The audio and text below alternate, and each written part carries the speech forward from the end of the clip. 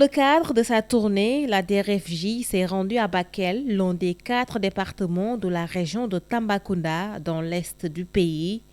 Après une séance de travail avec le préfet, la déléguée générale, Dr Aïda Mbodj, qui s'est rendue ensuite à l'antenne départementale où elle a rencontré les femmes transformatrices.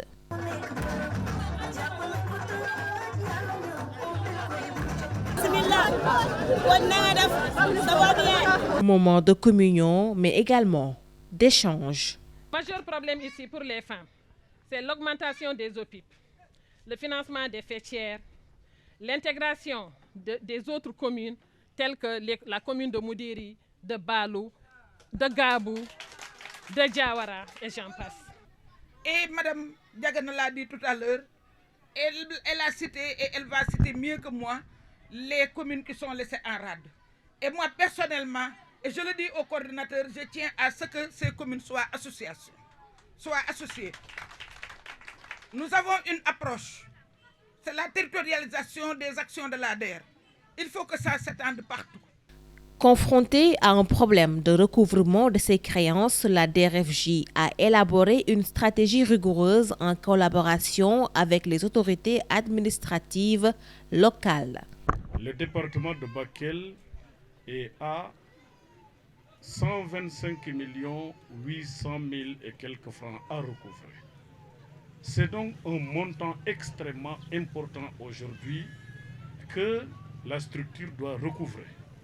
Et je me suis engagé avec l'ensemble des parties prenantes à mettre en place, en tout cas, les mécanismes permettant davantage d'accentuer la sensibilisation pour le recouvrement de ces sommes.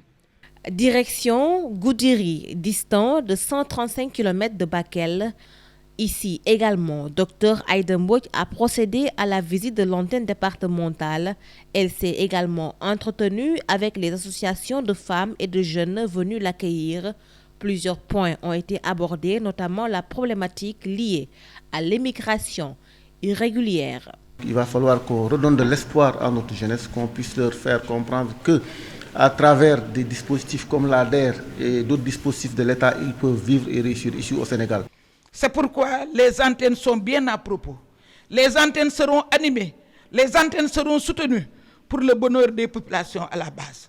Mais aussi, une chose essentielle au niveau des antennes, c'est l'espace d'écoute. Vous l'avez déploré tout à l'heure. Des jeunes qui partent s'engloutir dans la mer.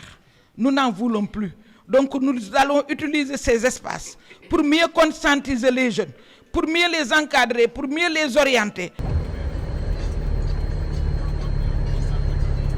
Pencho Agder a clôturé cette journée de la caravane de l'entrepreneuriat de la DRFJ dans la région de Tamba en attendant la tenue du CRD jeudi. Cette réunion va boucler la tournée de la DRFJ dans le sud et l'est du pays entamée depuis le 3 octobre.